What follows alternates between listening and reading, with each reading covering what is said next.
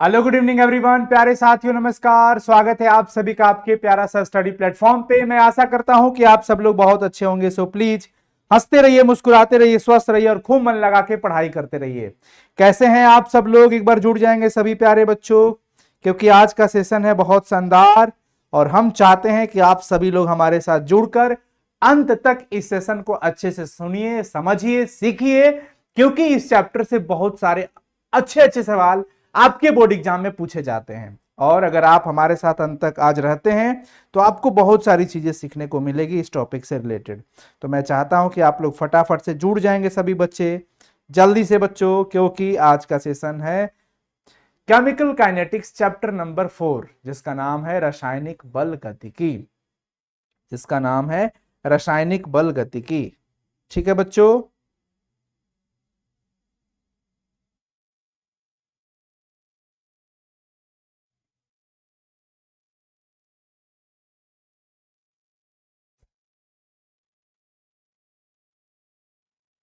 Yes.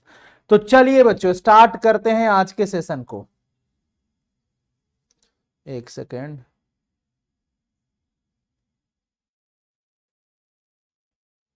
चलो, आवाज वगैरह प्रॉपर सही है? ऑडियो प्रॉपर क्लियर है बच्चों? यस जी।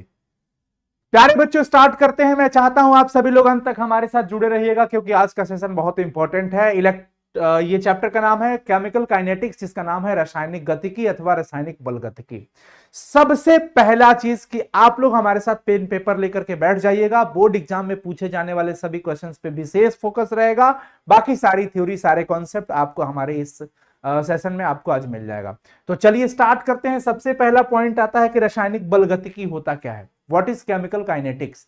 रासायनिक बल गतिकी किसको कहा जाता है, इसके विषय में आइए हम लोग समझते हैं।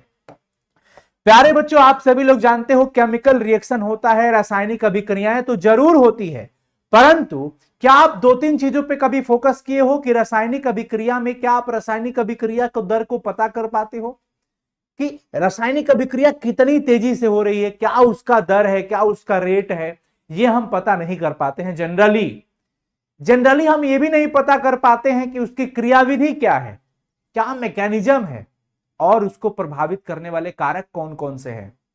इन तीन चीजों का फोकस करना होता है। जहां पे हम इन तीन चीजों का स्टडी करते हैं उसी को रासायनिक बल गतिकी कहा जाता है। रासायनिक बल गतिकी यानी कि केमिकल काइनेटिक्स। रासायनिक बल गतिकी, केमिकल काइनेटिक्स केमिस्ट्री का एक ऐसा ब्रांच होता है बच्चों, जहां पे हम रासायनिक अभिक्रिया की दर के बारे में पढ़ते हैं। हम किसके बारे में पढ़ते हैं बच्चों? रासायनिक अभिक्रिया की दर। ध्यान दीजिएगा सभी लोग, रासायनिक अभिक्रिया की दर पे ध्यान देते हैं। इसके बारे में हम पढ़ाई करते हैं कि भाई रेट ऑफ रिएक्शन क्या होगा, रासायनिक अभिक्रिया की दर क्या है। जैसे आप गाड़ी चलाते हैं तो आपकी गाड़ी की तो स्पीड पता रहता ना कि हाँ भाई इतना के स्पीड से गाड़ी चल रही है, तो वो आपको पता होता है। यहां पे केमिकल रिएक्शन की दर, हम इस जो ये रेट कह रहे हैं ना, रेट, दर या वेग कह सकते हो, दर या वेग, कि कितनी तेजी से रिएक्शन हो रहा है, ये पता हम करना चाहते हैं।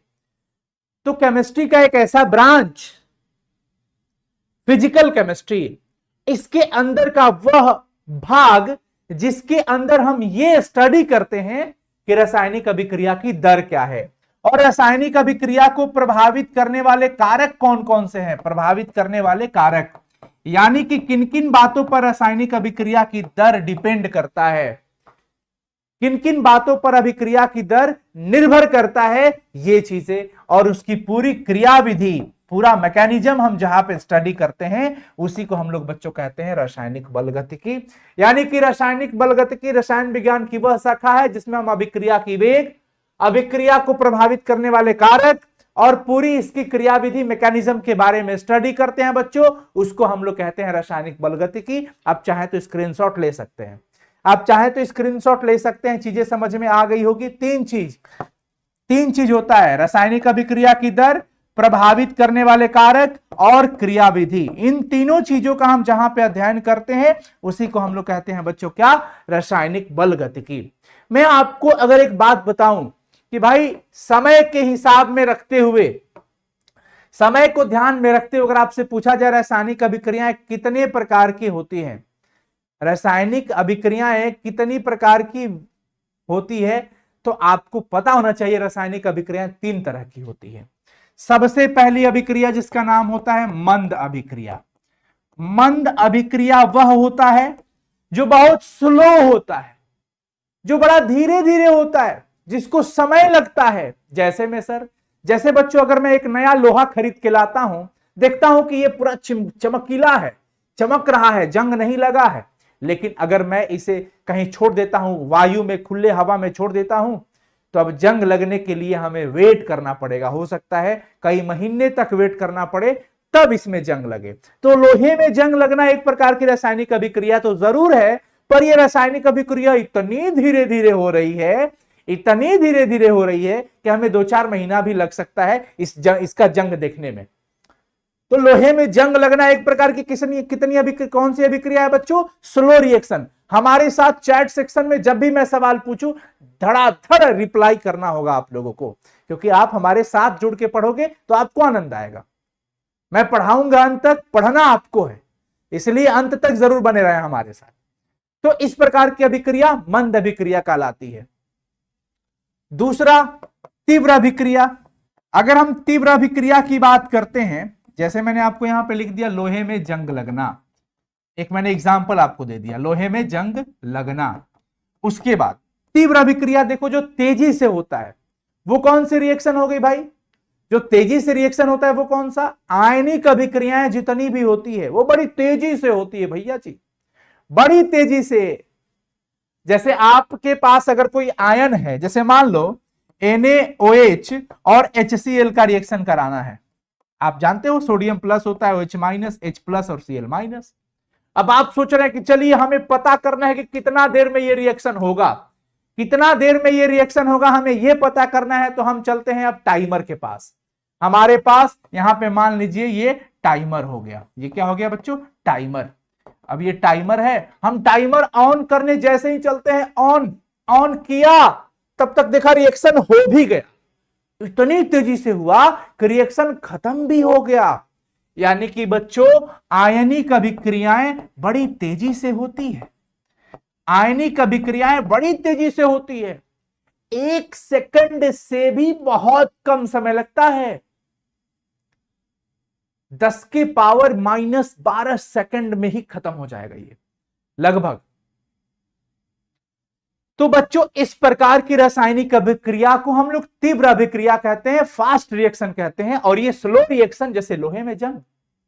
अब एक प्रकार की अभिक्रिया वैसी भी होती है जो ना तो आयनिक होती है और ना ही इतनी स्लो होने वाली है, इन दोनों के बीचों बीच में रहेगा।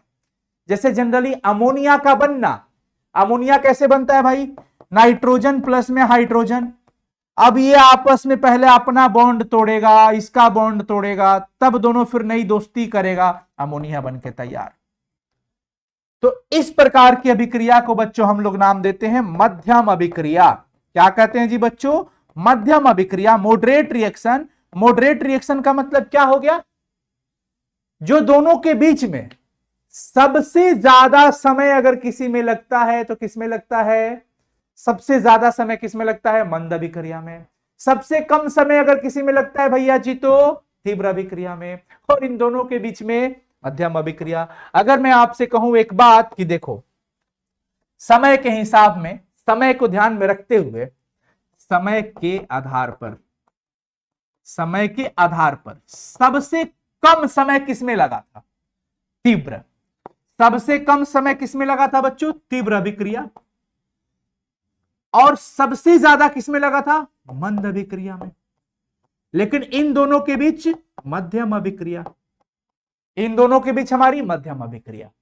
तो ये एक क्रम आपको दिमाग में रखना है कि फास्ट रिएक्शन इतना तेज होता है कि हम जल्दी से उसका स्पीड पता ही नहीं कर पाते हैं। हमें अगर जेन्युइनली हम चाहते हैं कि अभिक्रिया की दर हम पता कर पाए तो वो मंद अभिक्रिया से होता है।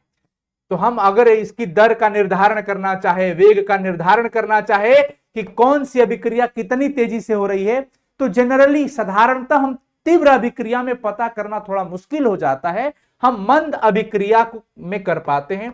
अगर आपसे ऑब्जेक्टिव में सवाल पूछा जाए कि वेग निर्धारक पद कौन सा कहलाता है, मंद वाला या तीव्र वाला, तो आप कहिएगा मंद वाला।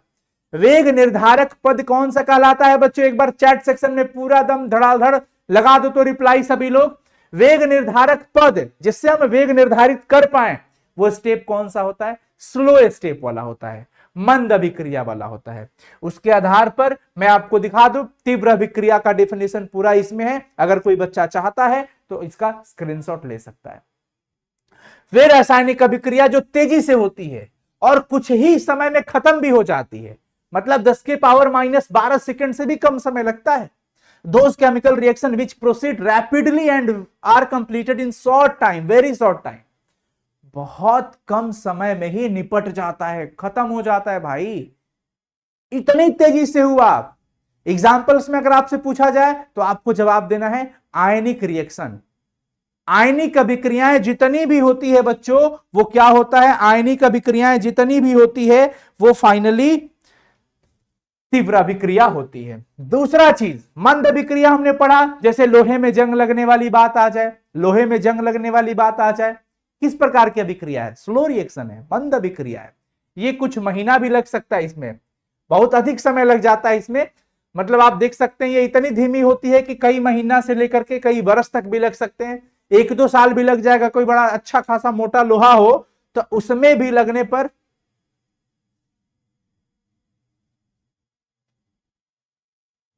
हाँ, यहां पर ध्यान देंगे सभी लोग। अगला मध्यम अभिक्रिया मैंने आपको बता दिया, वह अभिक्रिया जो तीव्र अभिक्रिया और मंद के बीचों बीच हो, जो अभी हमने पढ़ा।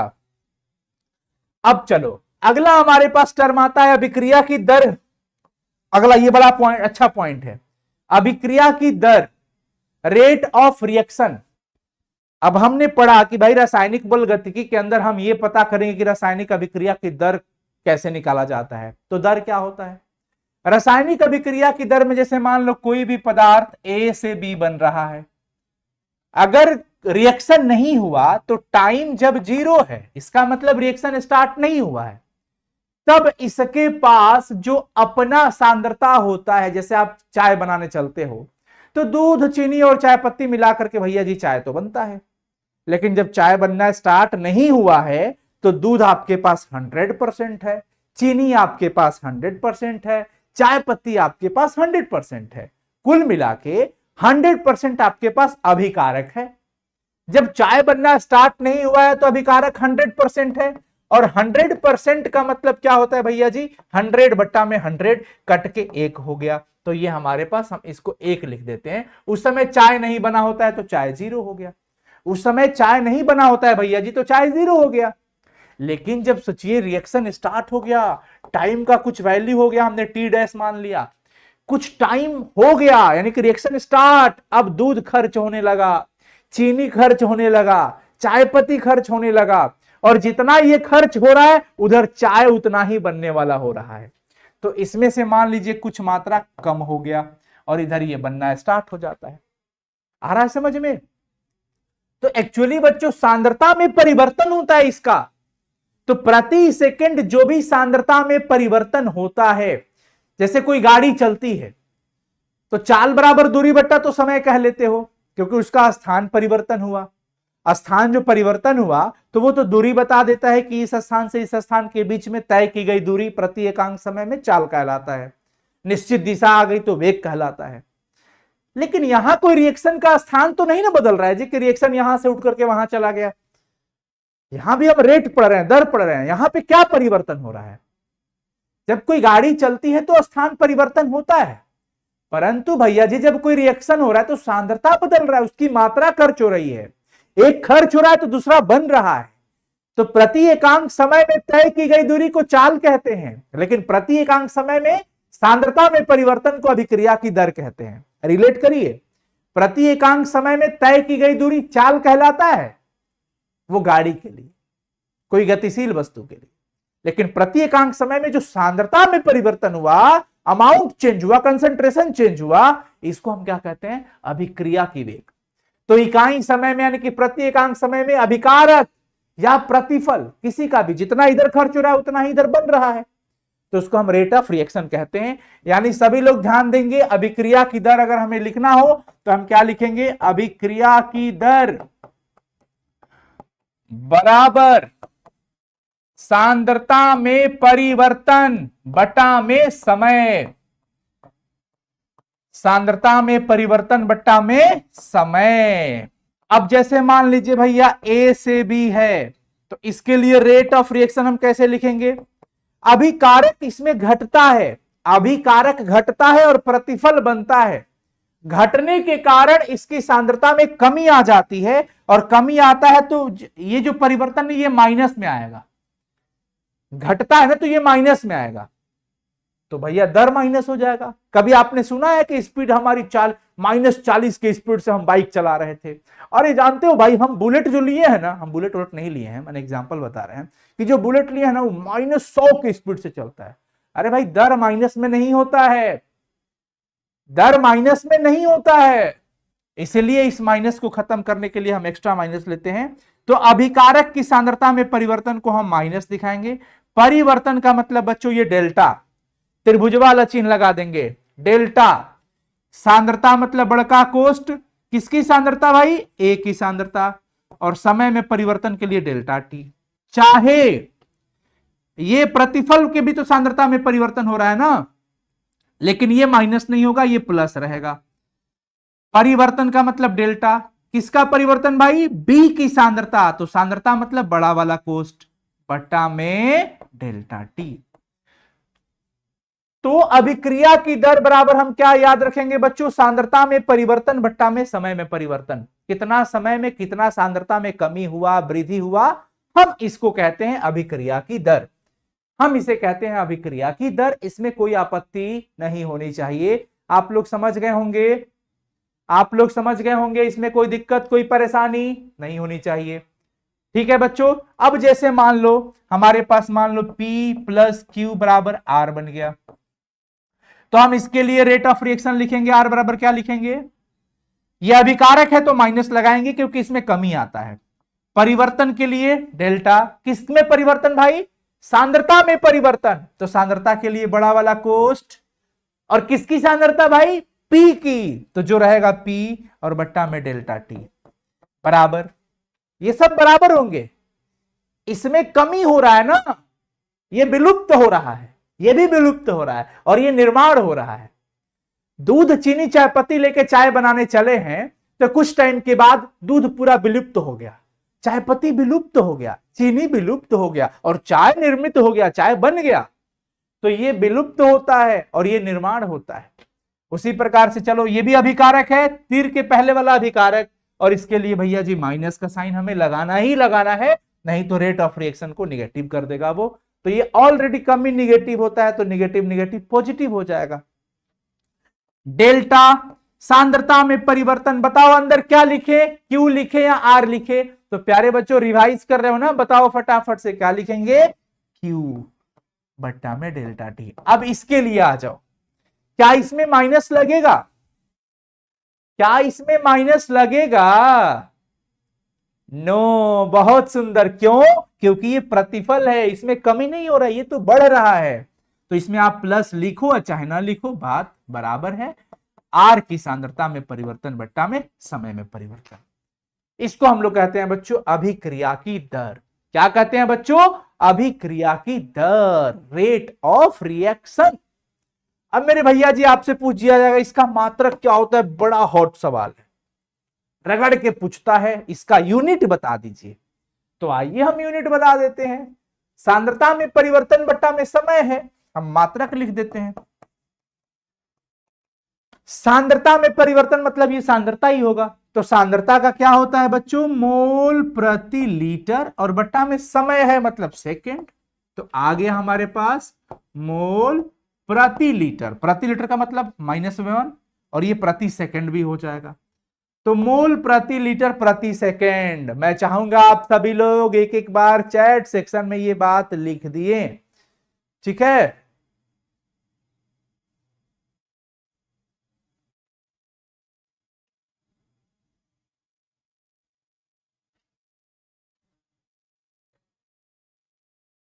बता दीजिए फटाफट से,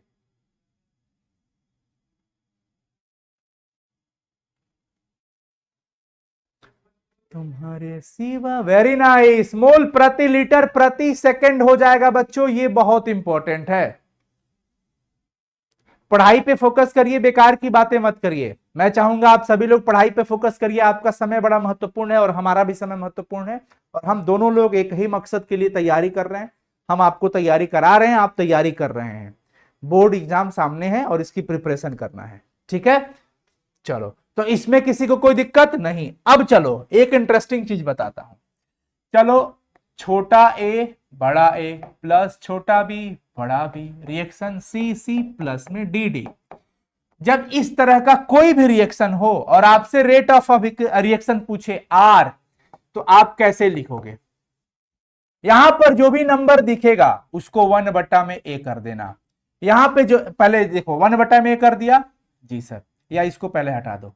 पहले तुम कैसे लिखोगे? इसमें ये दोनों अभिकारक है तो माइनस तो लगाओगे।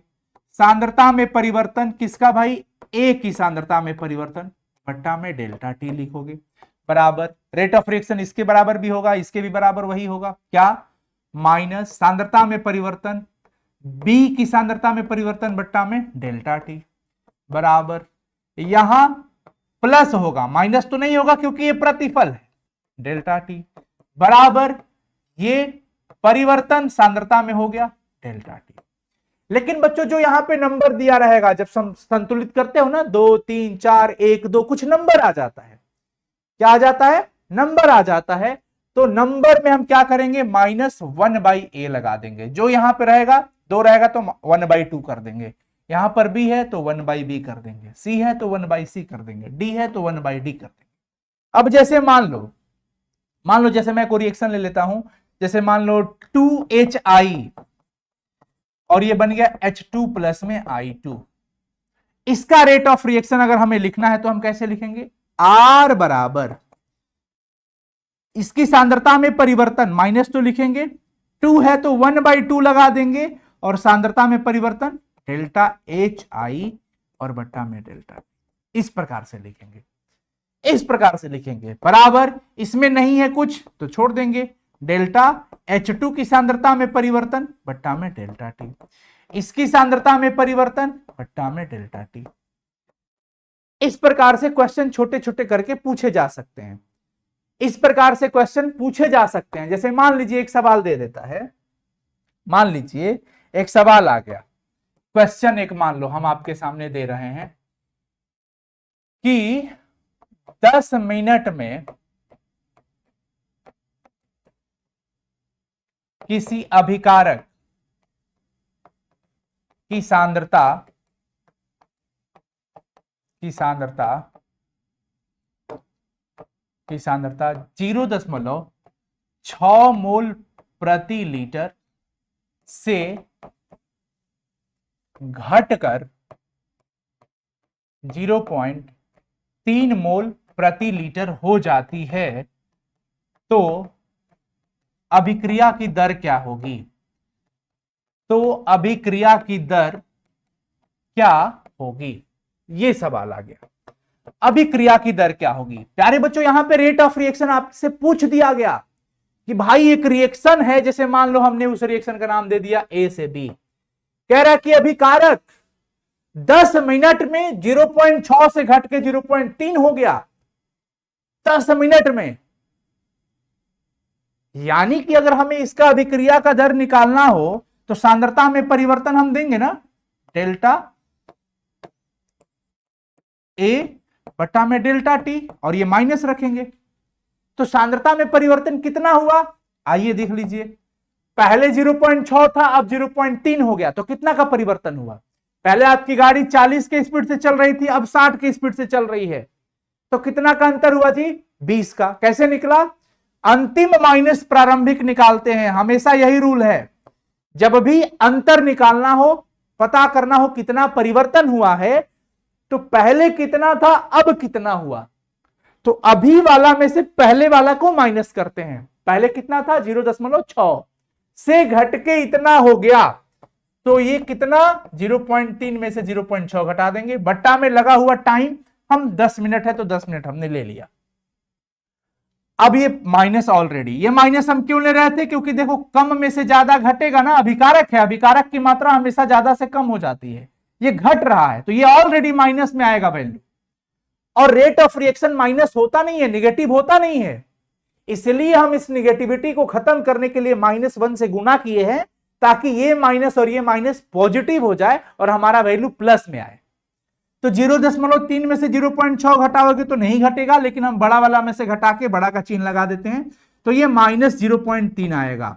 और ऑलरेडी पहले से एक हमारा वाला माइनस है और नीचे ये 10 हो गया, तो माइनस माइनस प्लस हो गया, 3/100 हो जाएगा, यानी कि 0.03 मोल प्रति लीटर, और प्रति सेकंड ना होकर के प्रति मिनट में होगा, क्योंकि हमारा यहां पे टाइम मिनट में दिया है। तो इस प्रकार से बच्चों अगर छोटे छोटे सवाल ऑब्जेक्टिव में पूछ लिए जाएं तो मुझे नहीं लगता है कि अब आपको दिक्कत होगा। मैं आपको पूरी बात इसमें समझा दिया, पूरी बात आपको इसमें समझा दिया।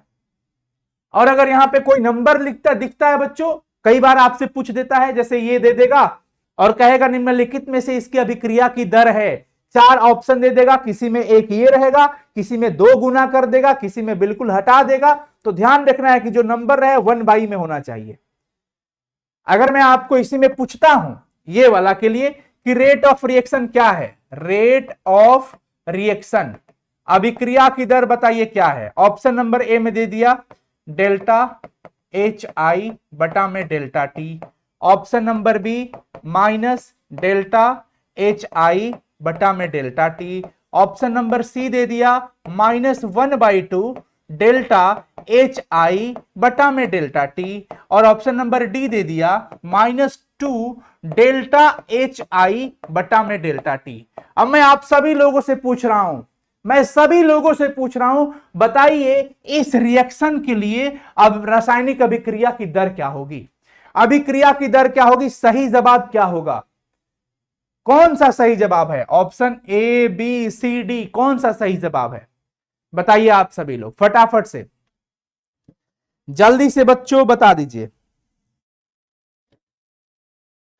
वेरी नाइस, ऑप्शन सी आने लगा, ग्रेट, ये ताली आपके लिए, बहुत बढ़िया। ऑप्शन सी ध्यान रखना है, क्योंकि यहां पे 2 दिया है तो हमें -1/2, 3 रहता तो -1/3। ये गलत है, ये भी गलत, ये भी गलत, ये सही है, ऑप्शन नंबर सी सही होगा। तो यहां पे आप ऑब्जेक्टिव क्वेश्चन सॉल्व आराम से कर पाओगे, कोई दिक्कत नहीं होगा। आपसे पूछा जा सकता है कि अभिक्रिया की दर का मात्रक क्या होता है, तो मोल प्रति लीटर बटा में सेकंड हो जाएगा। क्लियर?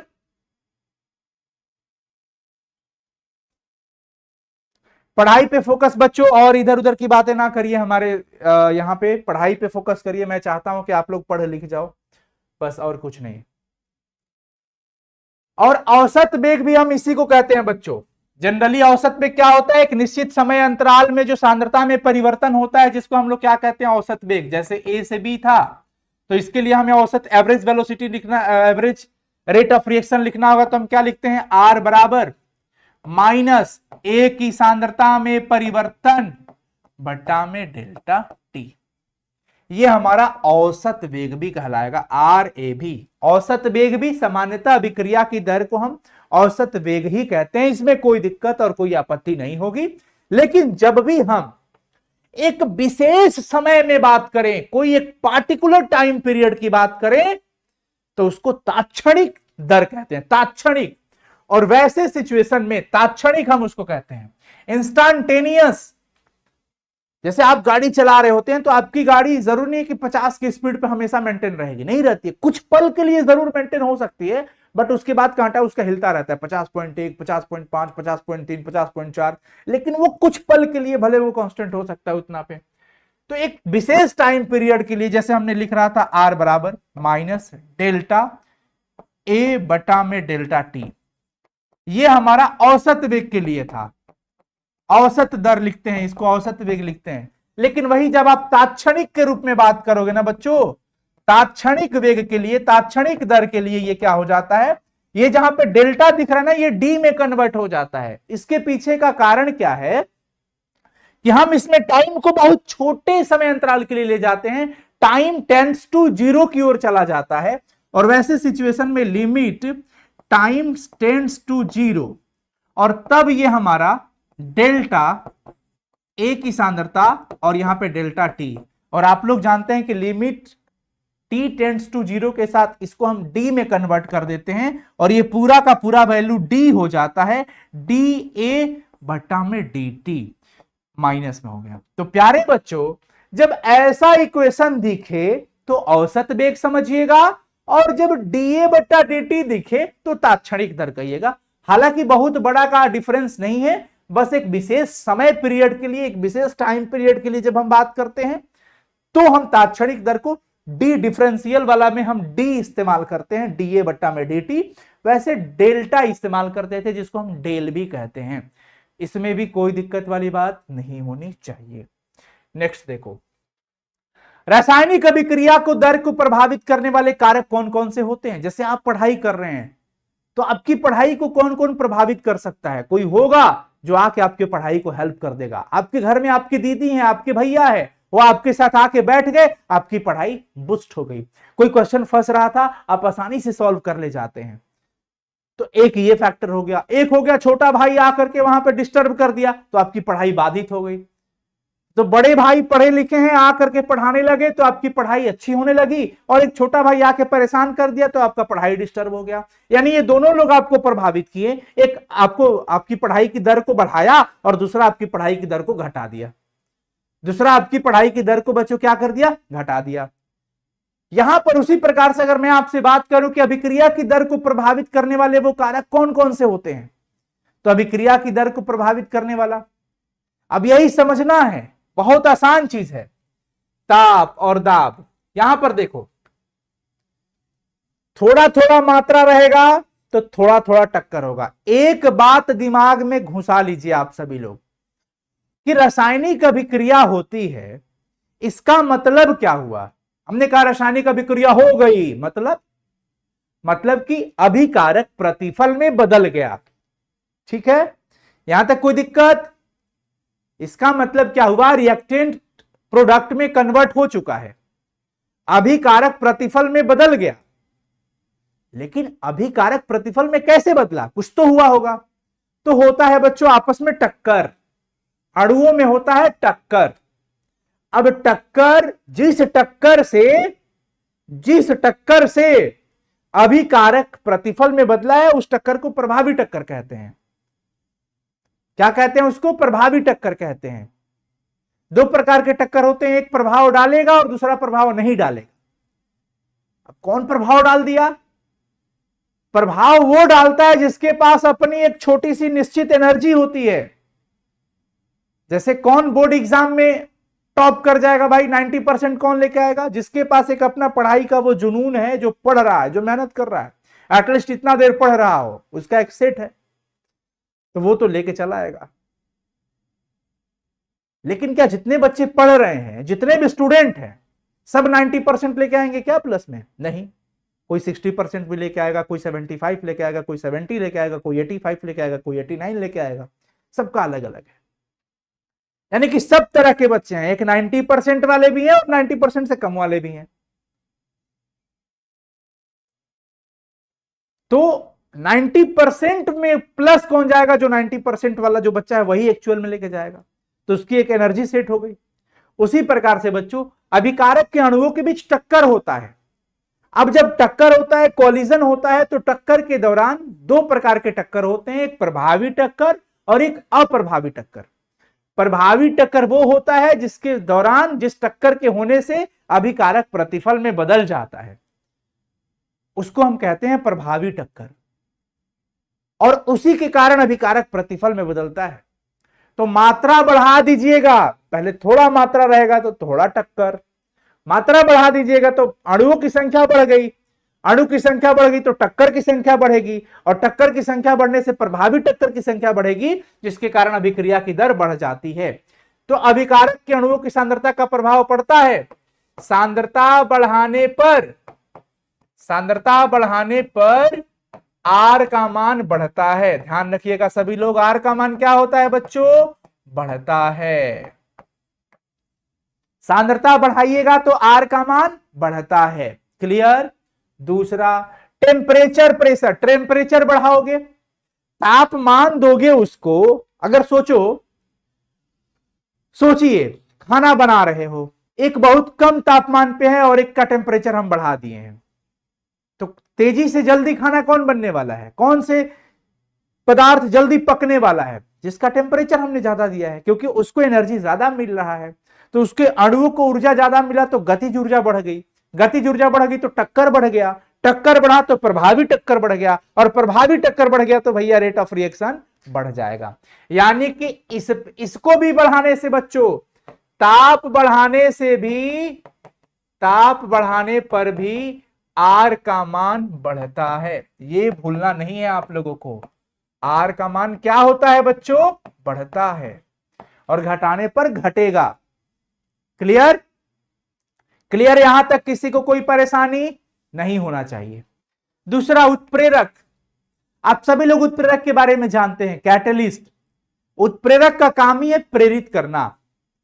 उत्प्रेरक शब्द जो इस्तेमाल होता है वो प्रायः धनात्मक उत्प्रेरक को इंगित करता है, लेकिन अगर जेन्युइनली हम उत्प्रेरक की बात करते हैं, उत्प्रेरक वह पदार्थ होता है जो अभिक्रिया की दर को प्रभावित कर देता है। जैसे मान लीजिए आप कोई अच्छी ड्राइंग कर रहे हैं, या ड्राइंग कर रहे हैं, बना रहे हैं, कुछ फिगर बना रहे हैं, तो आपके पास से दो तरह के लोग गुजरते हैं। एक आके कहा गया, फालतू के टाइम पास की लड़ाई, चित्र बना रहा है, बंद करे, इससे बढ़िया तो हमारा छोटका भैया बना देता है, क्या बना रहा है, तुमसे नहीं होगा, बंद करो। एक व्यक्ति ये कह के चला गया, तो आप इतना डीमोटिवेट हो गए कि अरे भाई हम इतना मेहनत से बना रहे थे, ये आके तुरंत यहां करके चल दिया, सही में खराब बना रहे हैं क्या? अब जो भी आपका मन था उस पर थोड़ा मेहनत करने का, वो भी एनर्जी डाउन हो गया। लेकिन कुछ पल के बाद एक दूसरा व्यक्ति आता है, कहता अरे वाह कितना अच्छा आपने ड्राइंग बनाया भाई, कमाल कर दिया आपने, वाह। कब से बना रहे हैं? 2 महीना से, इतनी बढ़िया, वाह बहुत अच्छा। ये दूसरा व्यक्ति आपको मोटिवेट कर दिया, अब लगा कि अरे अब इसको कैसे अच्छा कर दे। तो बाजार में भैया दोनों चीज मिलता है, पॉइजन भी मिलता है, हॉर्लिक्स भी मिलता है। मैं सीधा कहता हूं, लेना कौन सा है आदमी को, वो उस पर डिपेंड करता है। तो उत्प्रेरक वह बाहरी पदार्थ जो अभिक्रिया की दर को प्रभावित कर देगा, बदल सकता है, या तो अभिक्रिया की दर को बढ़ा भी सकता है या अभिक्रिया की दर को घटा भी सकता है। ठीक है बच्चों? तो उत्प्रेरक डालने से जरूर अभिक्रिया की दर प्रभावित होती है। उत्प्रेरक डालने से किसी भी पदार्थ के पास अपना एक एनर्जी होता है, जिसको हम औसत ऊर्जा कहते हैं, एवरेज एनर्जी कहते हैं। हर एक पदार्थ के पास, अभिकारक के पास अपनी एक ऊर्जा होती है, जिसके कारण ये ऊर्जा मान लेते हैं उसका है, उसको इतना एनर्जी चाहिए होता है फाइनली ट्रांजिशन स्टेट में जाने के लिए, और तब यहां पर प्रतिफल बनता है, प्रतिफल बनता है। अब सोचिए, आप जरा गौर करिए कि ये इतना ऊर्जा टोटल चाहिए उसको, ये उतना ऊर्जा चाहिए, इस टोटल एनर्जी को हम नाम देते हैं बच्चों देहली ऊर्जा। क्या नाम देते हैं जी? देहली ऊर्जा नाम देते हैं। इस देहली ऊर्जा में इतना ऊर्जा उसके पास था, बाकी के ऊर्जा हमें देना पड़ता है, जिसको हम कहते हैं सक्रियण ऊर्जा। इतना ऊर्जा एक्टिवेट करने के लिए, देखो हमने क्या बताया बच्चों कि अभिकारक प्रतिफल में बदलता है, प्रभावी टक्कर होता है, और प्रभावी टक्कर उन अणुओं के बीच होता है जिसके पास एक अपनी न्यूनतम एनर्जी होती है, वो ऊर्जा एक चाहिए उसके पास, और उस ऊर्जा को हम क्या कहते हैं? देहली ऊर्जा।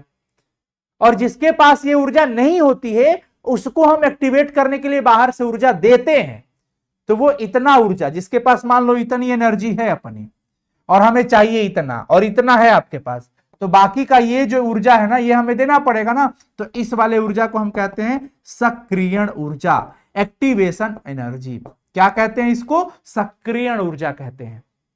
क्या कहते हैं बच्चों? सक्रियण ऊर्जा कहते हैं। थोड़ा दिमाग जरूर लगाइएगा आप लोग, समझना पड़ेगा, थोड़ा पॉइंट है इसमें कि किसी भी अणु के पास अपना एक न्यूनतम ऊर्जा होना चाहिए, मिनिमम एनर्जी होनी चाहिए उसको प्रतिफल में बदलने के लिए, और वो जितना न्यूनतम होना चाहिए उस ऊर्जा का नाम होता है देहली ऊर्जा, जो कि इतना चाहिए टोटल, यहां से इतना चाहिए।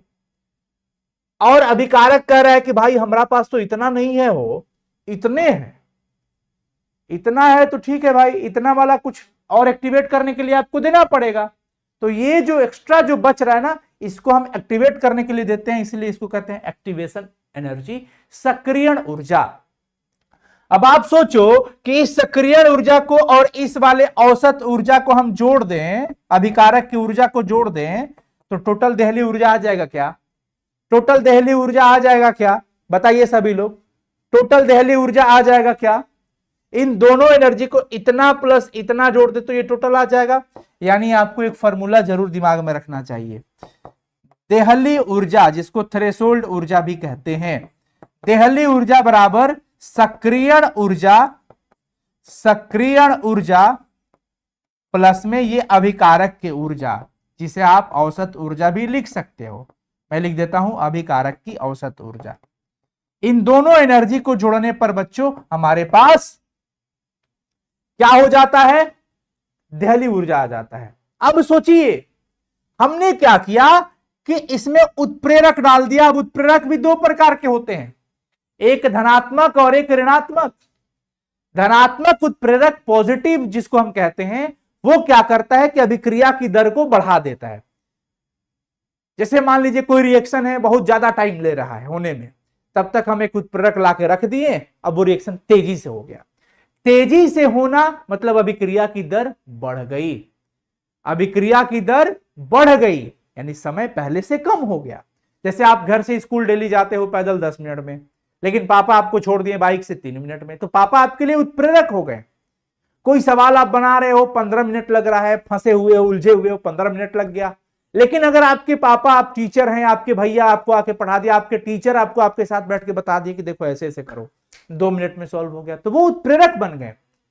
और एक धनात्मक उत्प्रेरक जो आपके लिए पॉजिटिव काम किया, उन्होंने आपके रेट ऑफ रिएक्शन को क्या कर दिया? बढ़ा दिया, यानी समय कम कर दिया। लेकिन मान लीजिए आप स्कूल जाते थे डेली, 10 मिनट पैदल लगता था आपको जाने में, पापा अगले दिन मिल गए, 3 मिनट में पहुंचा दिए बाइक से। लेकिन उसके अगले दिन आपको एक ऐसा व्यक्ति मिल गया जो पियक्कड़ दोस्त मिल गया, आपने भी पी लिया, आपको भी पिला दिया। अब वो जो 10 मिनट की जगह पे 40 मिनट लग गया स्कूल जाने में, हिलते हिलते स्कूल जा रहे हो, स्कूलों में जाओगे 2-4 थप्पड़ खा के पापा भी आएंगे, पिटाएंगे कस के, तो क्या हो गया? वो आपकी दर को और कम कर दिया, समय बढ़ा दिया कि भाई जो 10 मिनट लगता था वो 40 मिनट लगा दिया। वो निगेटिव उत्प्रेरक का काम करेगा। तो जो ऐसे देखो, ये इतना समय जो लग रहा था ना जनरली बिना उत्प्रेरक का, अगर धनात्मक उत्प्रेरक दोगे तो देखो वो एकदम तुरंत से रास्ता शॉर्ट कर दिया। जो इतना ऊपर जाना लगता था ना, वो शॉर्ट करके एकदम छोटा कर दिया। पहले सक्रियण ऊर्जा इतना चाहिए था, लेकिन अब देखो यही चीज घटा करके सिर्फ इतना कर दिया, सिर्फ इतना कर दिया। तो प्यारे बच्चों, ये एक सवाल बड़ा इंपॉर्टेंट होता है। धनात्मक उत्प्रेरक सक्रियण ऊर्जा के मान को पहले से क्या कर दिया? घटा दिया।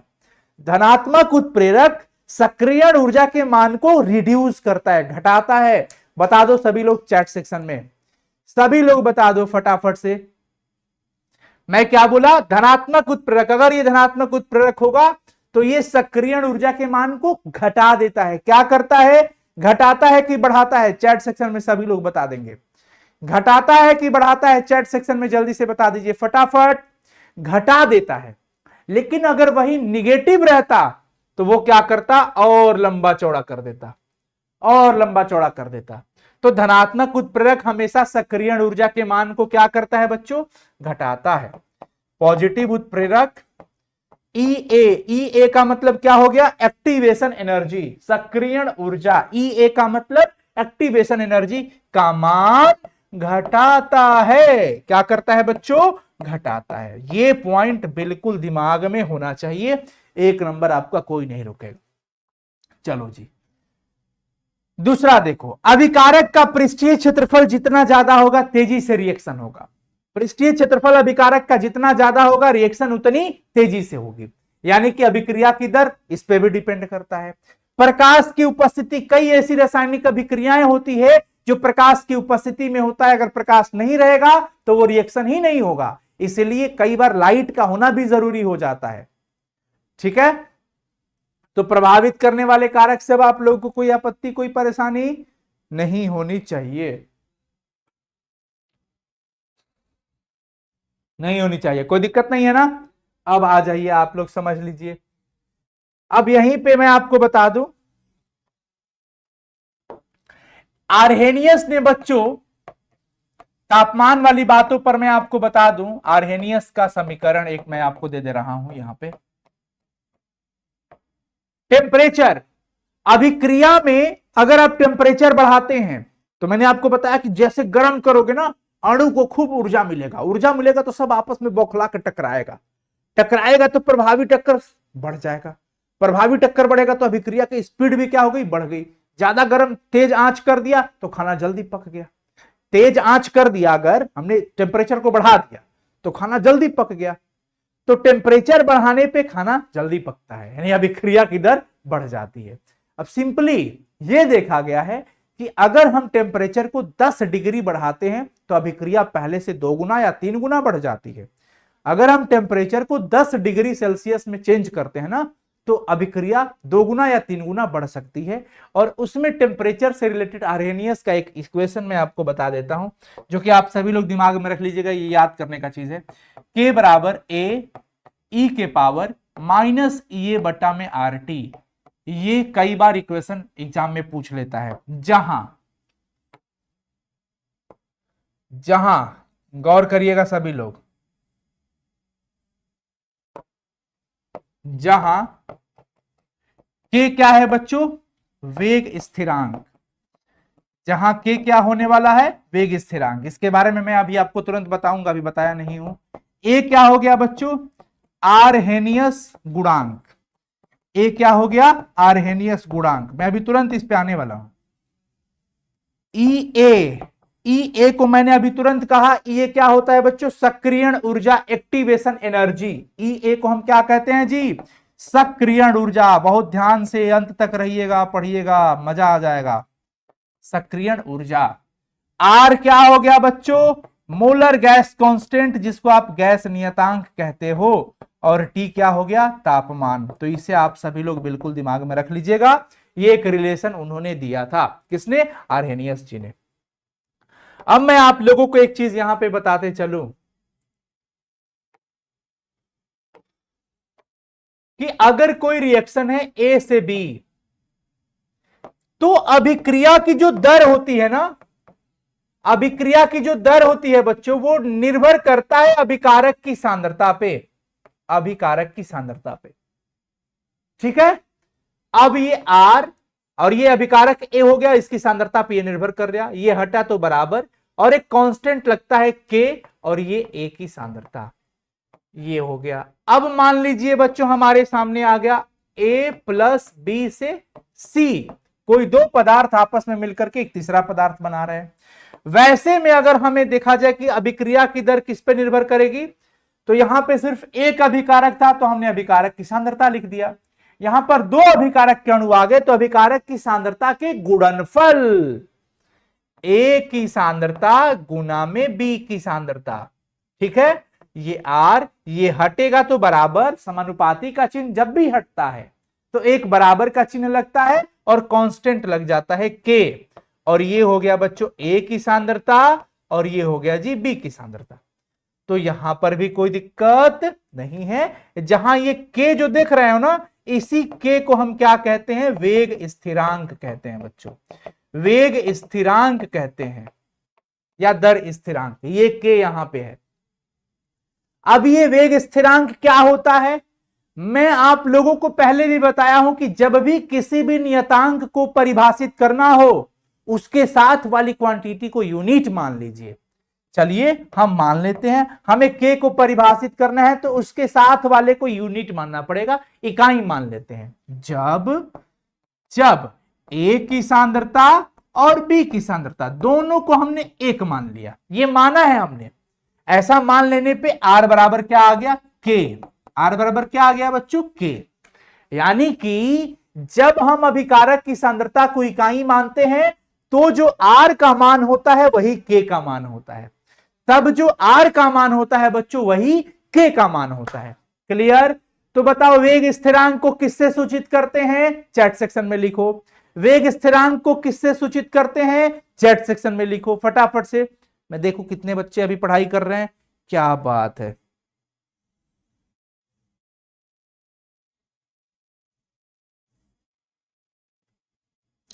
Very nice. चलो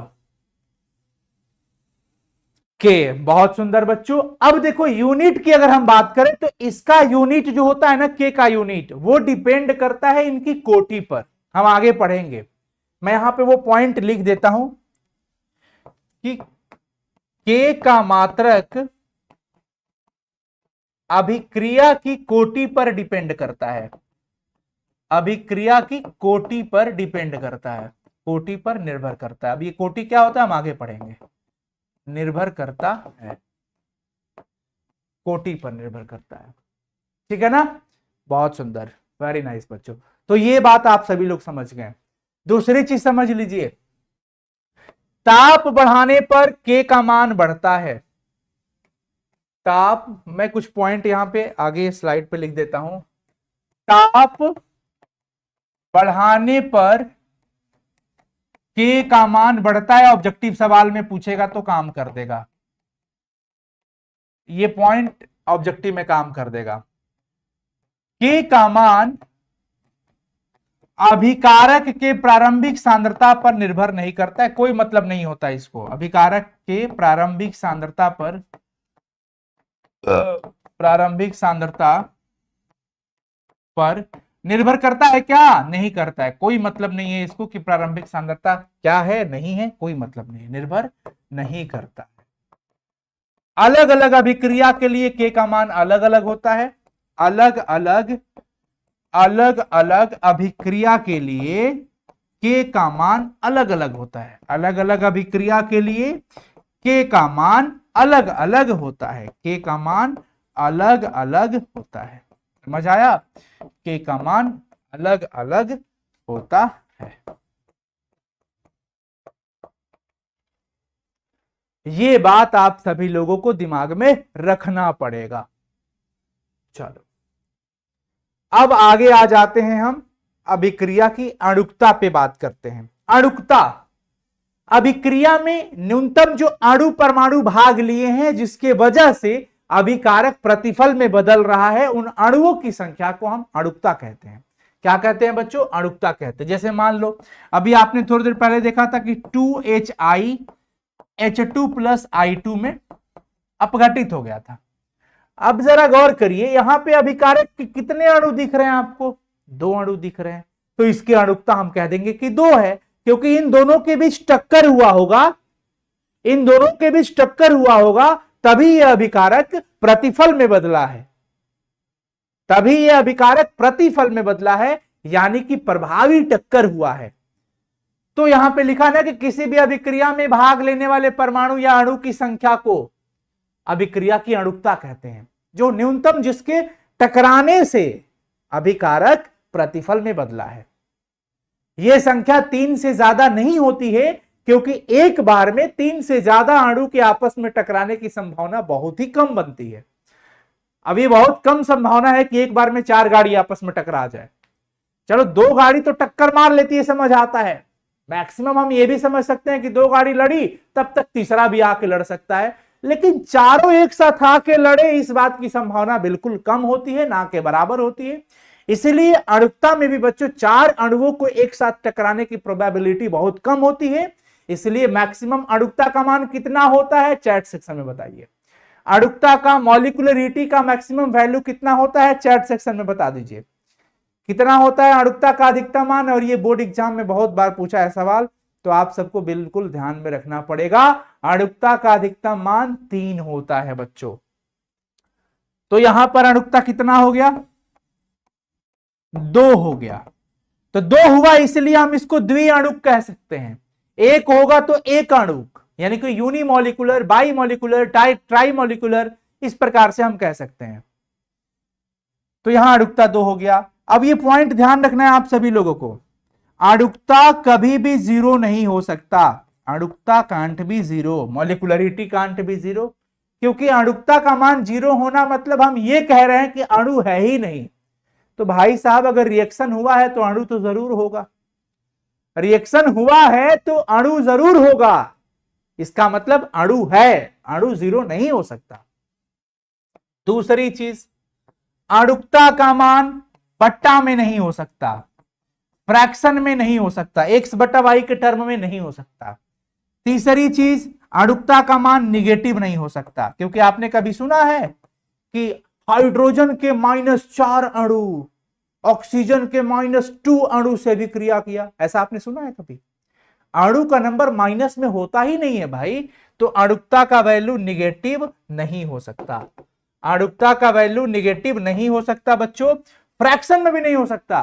कभी आप दुकान पे गए हैं तो क्या बोले हैं कि ये अंकल हमको 4/3 मिक्सचर का पैकेट दीजिए, तो 4/3 मिक्सचर के पैकेट, अंकल बेहोश पड़ गई बड़ा कि कौन मैथमेटिक्स से बोल दिया लड़का भाई। 4 पैकेट तो समझ में आता है, 3 पैकेट समझ में आता है, 1.5 गो पैकेट कहां से लाएगा वो? 4.25 गो पैकेट मैगी का कहां से आएगा भाई? 4.25 गो बिस्किट का पैकेट कहां से आएगा? ये पॉसिबल ही नहीं है। ये हमेशा एक पूर्ण गुणज के रूप में होता है बच्चों। अणुकता का मान हमेशा धनात्मक पूर्णांक में होगा और मैक्सिमम कितना होगा? इसका वैल्यू 3 तक होता है। याद रखना है ये सभी चीज। अणुकता का अधिकतम मान, अणुकता का अधिकतम मान 3 होता है। अणुकता का अधिकतम मान कितना होता है बच्चों? 3 होता है। यहां से सवाल पूछा जाता है। अणुकता एक थ्योरेटिकल वैल्यू होता है, इसको थ्योरी के अकॉर्डिंग हम निकाल सकते हैं। जैसे हमारे पास ये थ्योरी पड़ा था तो हमने ये निकाल दिया कि भैया 2 है, इसमें 2 है। कितना है? 2 है। अगर आपसे ये पूछा जाए कि क्या अणुकता सैद्धांतिक मान होता है या प्रैक्टिकल होता है, प्रायोगिक होता है, तो हम कहेंगे कि यह सैद्धांतिक मान होता है, थ्योरेटिकल वैल्यू होता है। यह सैद्धांतिक मान होता है, यह सैद्धांतिक मान होता है, यानी कि थ्योरी के अकॉर्डिंग हम निकाल सकते हैं। तो मैं अगर एक सेंटेंस बोल रहा हूं कि अणुकता सैद्धांतिक होता है, थ्योरेटिकल वैल्यू होता है, तो क्या मैं सही बोल रहा हूं? यस और नो बता दीजिए। क्या मैं सही बोल रहा हूं? यस और नो बता दीजिए सभी लोग, जल्दी से बता दीजिए। मैंने कहा कि अणुकता का मान सैद्धांतिक मान होता है, मॉलिक्युलरिटी जो होता है थ्योरेटिकल वैल्यू होता है। क्या मैं सही बोला हूं? यस और नो बता दो सभी।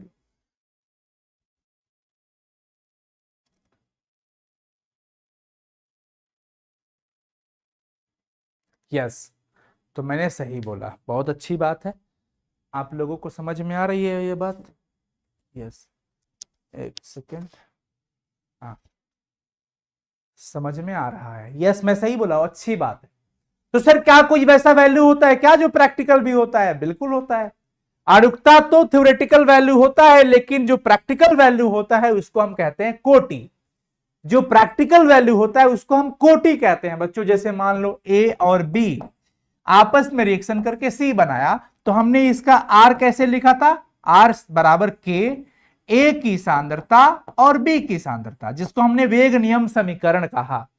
वेग नियम समीकरण, रेट लॉ इक्वेशन कहते हैं इसको, जिसमें के वेग स्थिरांक है, आर अभिक्रिया की दर होता है, जिसको हम R rate of reaction, R से रेट ऑफ रिएक्शन हो गया, रेट बताया जा रहा है इसमें।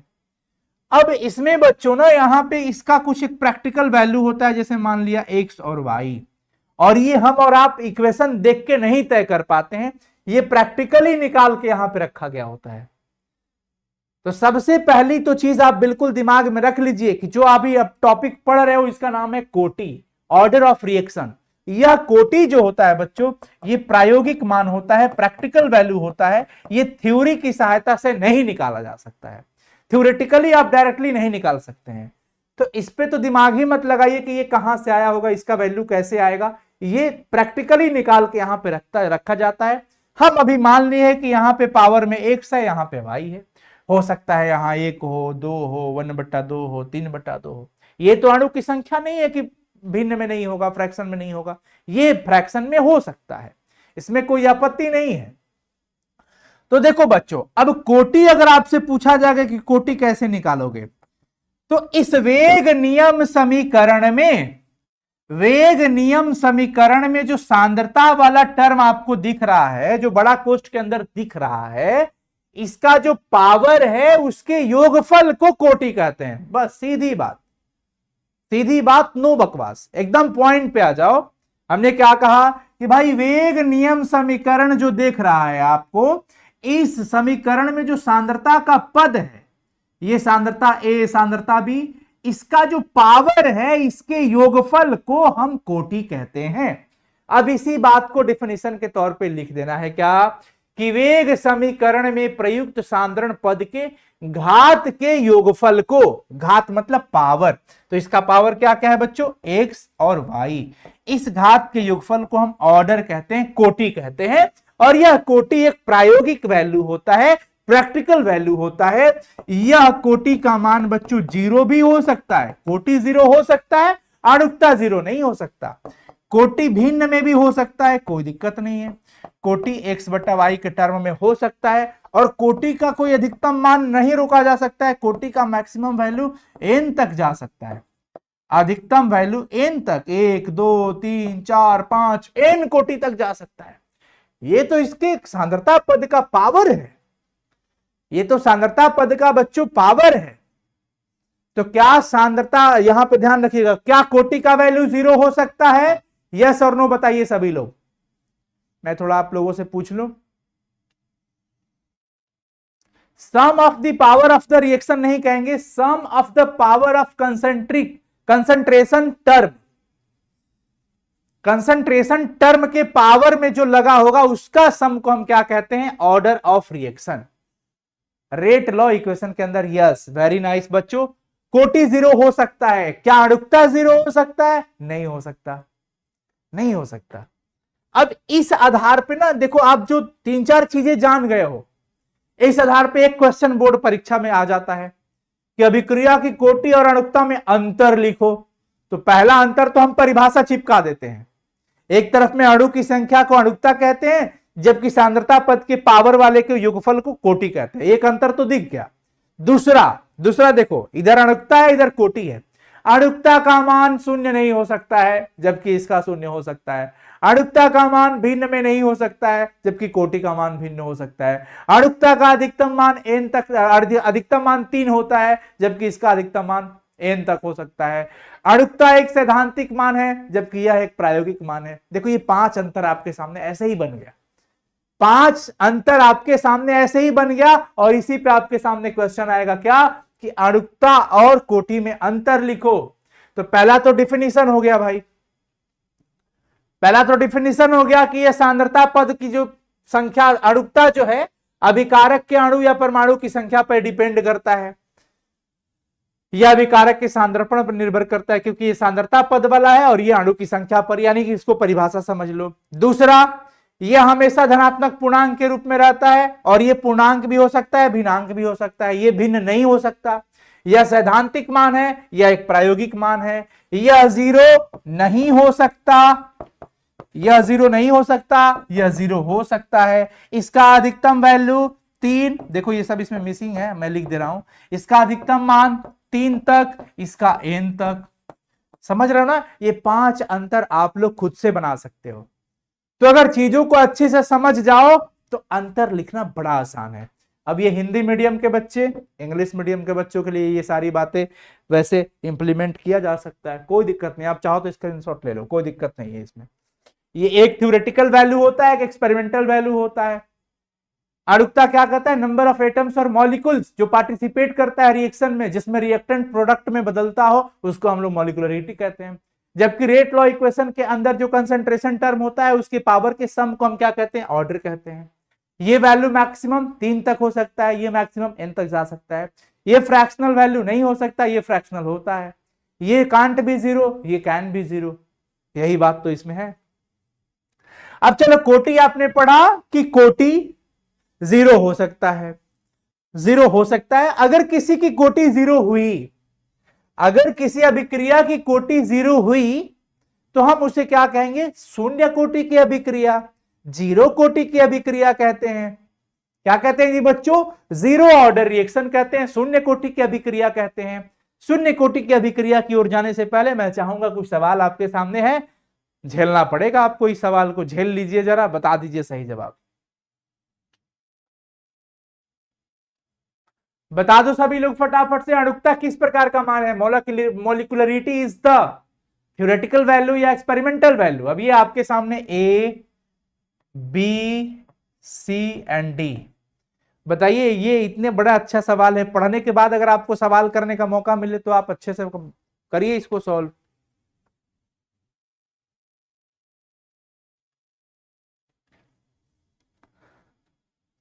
हा हा हा हा हा हा हा ला ला ला ला ला।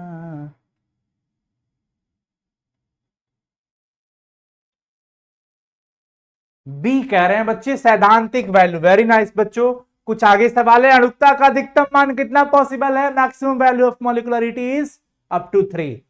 3 तक हो सकता है, 4 की कोई गुंजाइश दूर दूर तक नहीं दिख रही है। कारक जो अभिक्रिया की दर को प्रभावित करता है, अभिक्रिया की दर को प्रभावित करने वाला वो ताप भी होता है, उत्प्रेरक भी था, अभिकारक की सांद्रता भी थी। इनमें से सभी all of these, all of these. समझ में आ गया? दूसरी चीज, ताप बढ़ने पर अभिक्रिया का वेग बढ़ता है। मैंने अभी पढ़ाया ना आपको कि जब आप टेम्परेचर इंक्रीज करोगे, तापमान बढ़ाओगे, तो रेट ऑफ रिएक्शन भी भैया जी क्या होता है? बढ़ता है। क्या होता है बच्चों? बढ़ता है। देखो, पढ़ने के बाद आप क्वेश्चन सॉल्व कर पा रहे हो, और डेफिनेटली मैं इतना गारंटी कहता हूं कि जब आपको इसका ऑब्जेक्टिव कराऊंगा तो आपको बहुत मजा आएगा, बहुत मजा आएगा। अभी आप कर रहे हो। उत्प्रेरक की उपस्थिति में अभिक्रिया की सक्रियण ऊर्जा क्या होती है? अगर कोई धनात्मक उत्प्रेरक है, अगर उत्प्रेरक लिखा है ना, तो जनरली आप इसका मतलब ये समझेंगे ये धन उत्प्रेरक की बात किया है, धनात्मक उत्प्रेरक की बात किया है। उस सिचुएशन में सक्रियण ऊर्जा का वैल्यू कम हो जाता था। मैं आपको वापस दिखा देता हूं वो चीज में जहां पे आपको पढ़ाया था कि सक्रियण ऊर्जा का मान क्या हो जाता है बच्चों? कम कर देता है। देखो, पॉजिटिव उत्प्रेरक ईए का मान घटाता है, कम कर देता है। सक्रियण ऊर्जा के मान को क्या कर देता है? वो कम कर देता है। तो ये वही बात यहां पे है कि क्या कर देता है? वो कम कर देता है, घट जाता है, घट जाती है, सक्रियण ऊर्जा घट जाती है। ठीक है ना? यस। अब देखो बच्चों, मैं आपको बता रहा था कि कोटि जीरो भी हो सकता है। तो जब कोटि जीरो हुआ तो वैसी अभिक्रिया को शून्य कोटि कहेंगे। कोटि एक हुआ तो वैसी अभिक्रिया को प्रथम कोटि कहेंगे। अगर कोटि दो हुआ वैसी अभिक्रिया को द्वितीय कोटि कहेंगे। अगर कोटि 3 हुआ तो वैसी अभिक्रिया को तृतीय कोटि कहेंगे। समझे क्या आप सभी लोग? समझे क्या? बताएंगे फटाफट से, समझे क्या?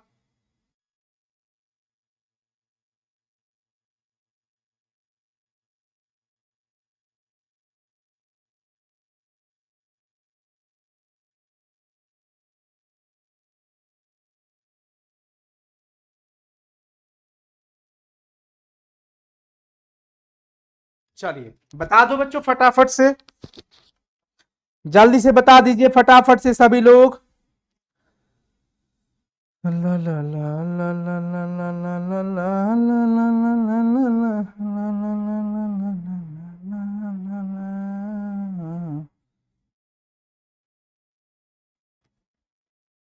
यस, बहुत सुंदर। तो ये क्लियर है ना? ये यहां पे देखो, जब अभिक्रिया वेग अभिकारकों की सांद्रता के शून्य घात, जैसे ए से बी है, और अभिक्रिया की दर आर समानुपाती अभिकारक की सांद्रता 0 घात के समानुपाती, तो शून्य कोटि।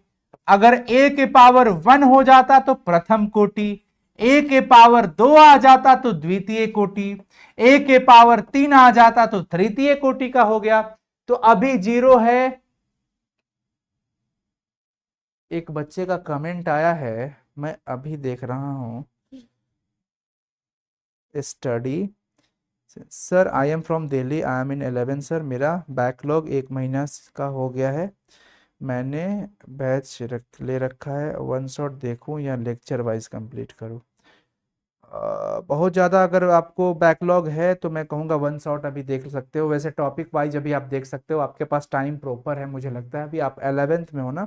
11th में हो, बैकलॉग बहुत ज़्यादा नहीं हुआ होगा, 1 महीने का हुआ है, तो आप कवर कर सकते हो। थोड़ा सा स्पीड लेक्चर का बढ़ा के देख सकते हो।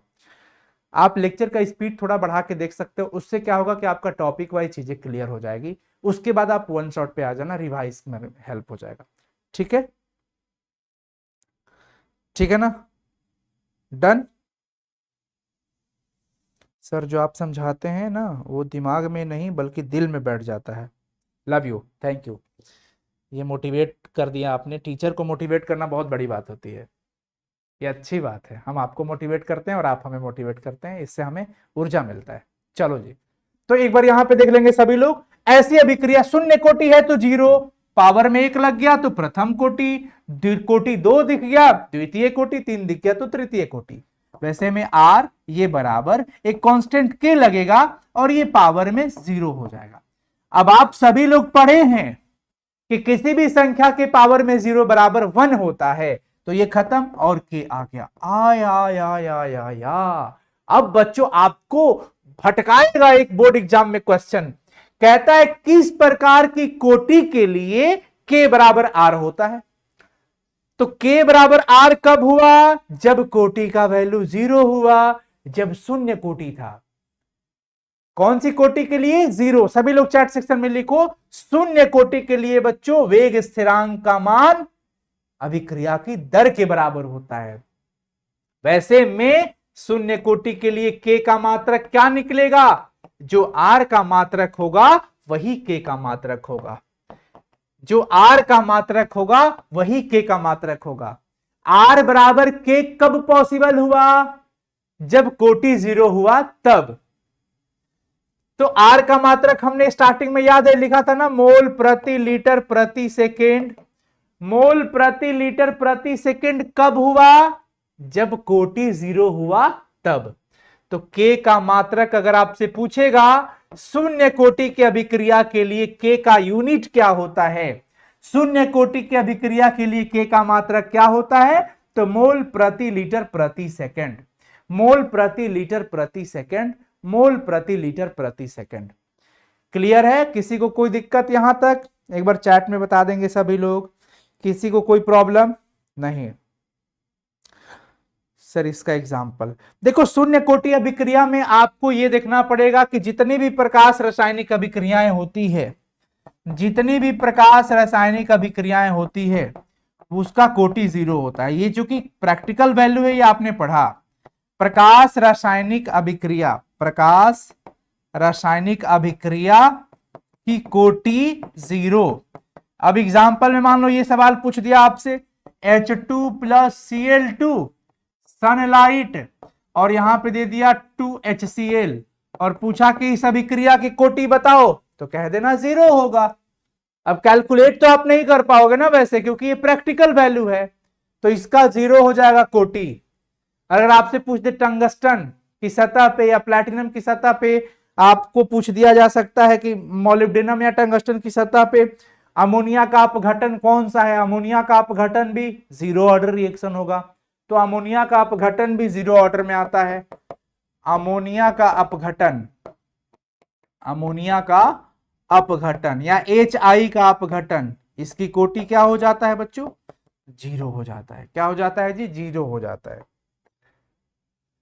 तो प्रकाश रासायनिक अभिक्रिया की कोटि कितनी होती है? 0। देखो अभी पढ़ाया, अभी प्रकाश रासायनिक अभिक्रिया की कोटि 0 होती है। तो यहां पे सवाल इस प्रकार से पूछा जा सकता है, तो आपको इसके लिए दिमाग में रखना पड़ेगा।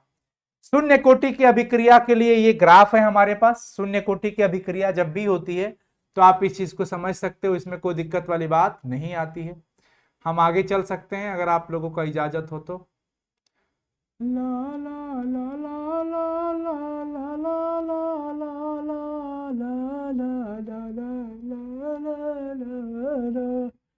भाई इसमें हमने आपको बताया ना कि ए से बी बनता है। जी सर जी। तो अगर शून्य कोटि है तो हम क्या करते हैं, आर अभिक्रिया की जो दर होती है आर बराबर के, ए की सांद्रता का 0 पावर में हो जाएगा। तो वैसे में आर बराबर क्या आ गया? के आ गया। क्या आ गया? आर बराबर में के। कोई दिक्कत नहीं सर। और एक आर आप पढ़े हैं क्या? डी। डी और डी क्या है? परिवर्तन। ए की सांद्रता बट्टा में dt। वैसे भी आप पढ़े हो, पढ़े हो कि नहीं पढ़े हो? Thanks sir, thank you so much.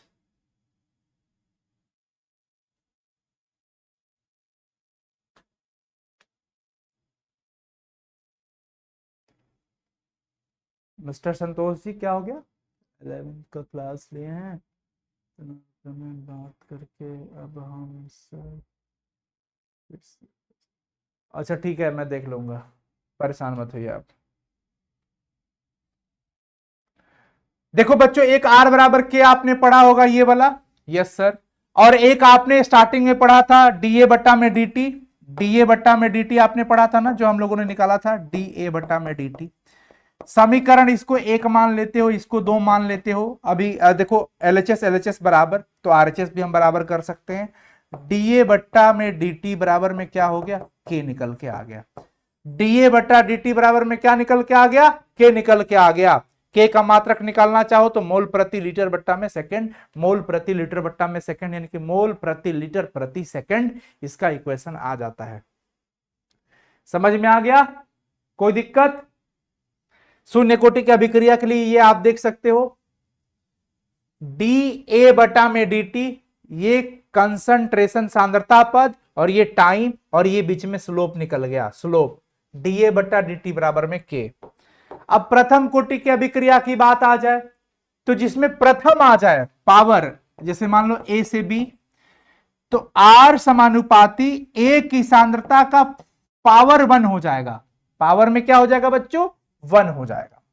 वैसे सिचुएशन के लिए के ए हो जाता है, और वैसे प्रथम घात, एक घात, प्रथम घात के समानुपाती होगा, उसको हम लोग प्रथम कोटि की अभिक्रिया कहते हैं। और प्रथम कोटि की अभिक्रिया में जैसे मैंने क्या लिखा, आर बराबर के ए के पावर में 1 है, वैसे यहां पर भी आप देख रहे हो। और एक आप पढ़े होंगे माइनस डी ए बट्टा में डी टी, माइनस तो लगता ही है, एक तो आपने ये पढ़ा, और एक आप पहले पढ़े थे ना डी ए बटा में डी टी, और माइनस तो होता ही अभिकारक के लिए। तो एलएचएस एलएचएस बराबर, तो आरएचएस आरएचएस बराबर माइनस डी ए बट्टा डी टी बराबर में के ए हो गया। तो माइनस डी ए बट्टा में ए इधर आ गया, ए वाले को एक तरफ रख दिया गया और बाकी को एक तरफ, तो के डी टी हो गया। अब हम पूरा का पूरा टर्म निकालेंगे तो हमें दोनों तरफ बच्चों समाकलन करना पड़ेगा। मुझे लगता है अभी आप लोग इंटीग्रेशन नहीं पढ़े होंगे। आप लोग इंटीग्रेशन जानते हो, इंटीग्रेशन पढ़े हो? देखो अगर नहीं पढ़े होगे तो इसे समझ लो, बाद में काम आ जाएगा, और पढ़े हो तो अच्छी बात है। दोनों तरफ हम समाकलन ले लेते हैं, इधर भी और इधर भी। हमारा लेफ्ट साइड में क्या था, डी ए बट्टा में ए, तो हमने डी ए बट्टा में ए बराबर के डी टी हो गया। जहां पे टाइम के सापेक्ष हो रहा है तो 0 से टी, यहां पे हमने लिमिट ले लिया। यहां पर 1/x का इंटीग्रेशन क्या होता है, 1/x का इंटीग्रेशन log x होता है। उसी प्रकार से 1/a का यहां पर देख लो, चूंकि 1/x का इंटीग्रेशन ln x होता है ना, नेचुरल लॉग, उसी प्रकार से यहां पे हमने a का ले लिया तो ln a हो गया। बराबर में dt का, जैसे dx का इंटीग्रेशन x होता है, बहुत बच्चा इंटीग्रेशन नहीं पढ़ा है तो कोई बात नहीं। देखो dx का इंटीग्रेशन x होता है, तो बताओ dy का इंटीग्रेशन क्या हो जाएगा, y। dz के लिए हम क्या ले लेंगे, z, अगर सापेक्ष चीनी का होगा तो उसी प्रकार से dt, तो यहां पे t हो गया, क्या हो गया, t हो गया। अब देखो ये जो आप लिमिट समझ रहे हो ना, ये लिमिट में आपको दिक्कत नहीं होना चाहिए। आप 11th में भी पढ़ के आए होंगे, 12th भी आप लिमिट चैप्टर 5 पढ़े होंगे। यहां पर a की सांद्रता ये है, और ये a नॉट लिखा हुआ है और a t लिखा हुआ है। मतलब जब टाइम 0 था तब सांद्रता को a नॉट माना, प्रारंभिक सांद्रता, लेकिन t टाइम के बाद यह सांद्रता at हो गया। कुछ टाइम के बाद सांद्रता at हो गया। तो आप कैसे निकालते हो, इसकी जगह पे at माइनस ए जीरो करते हो ना, a not, at minus A not हुआ, at माइनस ए नॉट। अब ये माइनस से गुना हो गया तो minus minus plus, A not वाला पहले और बाद में ये। अब इस प्रकार से एक आपके सामने इक्वेशन आ गया। क्या आ गया, देखो लॉग दो प्रकार के होते हैं बच्चों, एक होता है नेचुरल लॉग, नेचुरल लॉग, और एक होता है बच्चों डेसिमल लॉग। क्या होता है, डेसिमल लॉग। नेचुरल लॉग को आप कैसे लिख के दिखाते हो, ln लिखते हो, या लॉग में e पावर दिखा देते हो, और इसको आप log 10 लिखते हो। डेसिमल का मतलब दाशमिक, log 10 हो गया। तो नेचुरल में और दाशमिक में एक रिलेशन होता है। नेचुरल लॉग को आप चाहें, ln को चाहते हैं लॉग में दिखाना दशमिक वाला में, तो 2.303 के वैल्यू के बराबर होता है। तो जहां जहां ln होगा वहां वहां इतना लॉग लिखना पड़ेगा। तो यहां पर देखो सभी लोग, ln था तो यहां के जगह पे 2.303 लॉग लिख दिया गया। यहां पे लिख दिया गया, समझ में आ गया। तो ये प्रथम कोटि की अभिक्रिया है बच्चों। मैं चाहूंगा ये आप लोग स्क्रीनशॉट ले लीजिएगा और एक बार समझ लीजिएगा, बहुत आसानी से मैं आपको बता दिया हूं। थोड़ा इंटीग्रेशन का पार्ट है, इंटीग्रेशन वाला पार्ट आपको थोड़ा जटिल लग सकता है थोड़ा सा अभी के समय में, क्योंकि अभी आप हो सकता है अभी 7th चैप्टर तक नहीं पहुंचे होंगे, नहीं पढ़े होंगे, तो ये थोड़ा टर्म आपको वैसा लगेगा, लेकिन घबराना मत, मैं वापस फिर से इसको पढ़ाऊंगा, आगे भी पढ़ा दूंगा। प्रथम कोटि की अभिक्रिया हो जाती है और इस प्रकार से आपको अब आप देख सकते हैं अर्ध आयु, हाफ लाइफ किसको कहा जाता है? किसी भी रिएक्शन को 50% कंप्लीट होने में जो समय लगता है उसको अर्ध आयु कहते हैं। किसी भी रिएक्शन को 50% होने में, आधा होने में, अर्ध आयु का मतलब अभिक्रिया को ठीक आधा होने में जितना समय लगता है, अर्ध आयु, आयु मतलब समय काल। अगर कोई रिएक्शन है तो 50% कितना देर में कंप्लीट हो रहा है, उस वाले टाइम को हम क्या कहते हैं बच्चों? अर्ध आयु, टी हाफ कहते हैं। क्या कहते हैं इसको बच्चों? T half. टी 1/2 दिख जाए तो समझ जाना ये हाफ लाइफ के बारे में बता रहा है। और मैं आपको बता देता हूं एक इक्वेशन के तो यहां पे कि अगर कोटि 0 है तो शून्य कोटि की अभिक्रिया R बराबर K आता है। प्रथम कोटि वाले में क्या बचा था? K के पावर K इंटू A के पावर में 1, यहां पे 2, और देखो यहां पर A के पावर आप 0 लिख सकते हो, ये भले 1 हो गया तो K बच गया, और यहां पे ये क्या हो गया? 1 हो गया। ये मैंने आपको अभी तुरंत बताया। इसमें इसका इक्वेशन ये आता है, इसका इक्वेशन ये आता है, सेकेंड ऑर्डर के लिए ये आता है। प्रथम कोटि वाला, ये शून्य कोटि वाला मैंने आपको करके दिखाया, आप इंटीग्रेशन करते उधर से भी तो ये आपको आ जाता। प्रथम कोटि वाला में ये आया था, आपने देखा होगा अभी आपने देखा था ये देखो, ये ln a0 minus ln at बराबर में kt, देखो ये आया है ना, ये आया है ना। द्वितीय कोटि के लिए ये होता है। हाफ लाइफ निकाला जाता है टी हाफ। फिर रिएक्शन को आधा होने में कितना टाइम लगा होगा, रिएक्शन को आधा होने में कितना टाइम लगा होगा, तो टी हाफ बराबर a0/2k। ये प्रारंभिक सांद्रता है। a0 क्या है बच्चों? प्रारंभिक सांद्रता। नॉट मतलब जीरो टाइम पे बता रहा है कि जब समय 0 था, प्रारंभ की सांद्रता को प्रारंभिक सांद्रता कहते हैं। तो अगर आपसे पूछा जाए शून्य कोटि के लिए ये वैल्यू, तो a0/2k, और प्रथम कोटि के लिए पूछेगा तो ln 2/k। देखो प्रथम कोटि, द्वितीय कोटि का नहीं पूछता है आप लोग में, प्रथम कोटि के लिए अर्ध आयु क्या हो गया? टी हाफ बराबर ln 2/k होता है। अब ln का मतलब क्या हो गया? 2.303 लॉग हो गया और तब 2 हुआ बटा में k। अब 2.303 गुना में log 2, इसका मान रख के इसको गुना करोगे तो फाइनल वैल्यू इतना आ जाएगा, 0.693 बटा में k। बच्चों एकदम बिल्कुल दिमाग में रखना, भूलना मत आप सभी लोग, ये भूलिएगा मत, टी हाफ बराबर इतना होता है। अब सवाल आपके सामने कैसे पूछेगा कि प्रथम कोटि की अभिक्रिया के लिए टी हाफ का मान क्या होता है? कई बार पूछा है ये सवाल, तो अभी आपके सामने ये वैल्यू यहां पे दिख गया, 0.693/k। भेजा में भेज दो, एकदम बिल्कुल भूलना नहीं है इतना। अगला सवाल देख लो, कोई सवाल नहीं, खत्म हो गया ये सवाल। आप चाहें तो हमारे इस पीडीएफ के लिए साइंस संग्रह का एप्लीकेशन आप सभी लोग डाउनलोड कर लीजिए बच्चों, मुझे बहुत अच्छा लगा।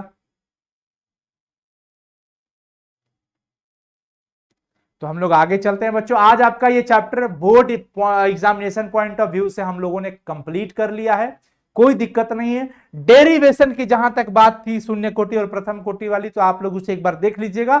इसके पीछे का रीजन है कि अभी आप शायद इंटीग्रेशन पढ़े होंगे तो आपको ज्यादा समझ में आएगा, नहीं पढ़े होंगे तो कोई दिक्कत वाली बात नहीं है।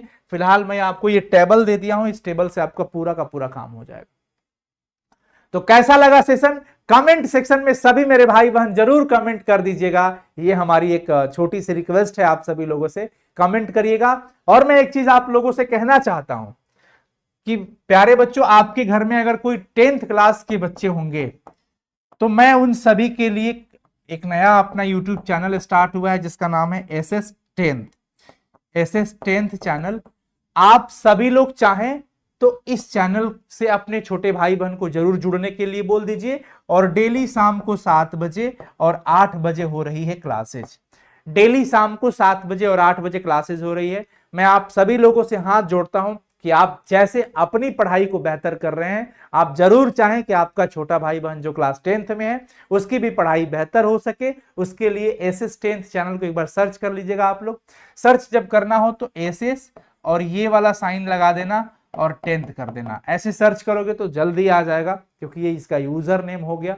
उससे क्या होगा कि 10th के बच्चों को भी बेहतर हम पढ़ा सकेंगे। ये हमारी हार्दिक इच्छा है। मैं चाहता हूं आप सभी लोग इस चैनल के साथ जरूर जुड़ जाइएगा, आप लोग भी, और आपके छोटे भाई बहन को जरूर एक बार बता दीजिएगा, मोटिवेट कर दीजिएगा कि इस चैनल पे अनु सर की क्लासेज हो रही है, वहां पे सारे सब्जेक्ट्स चल रहे हैं, तो वो बच्चे आकर के पढ़ाई करेंगे।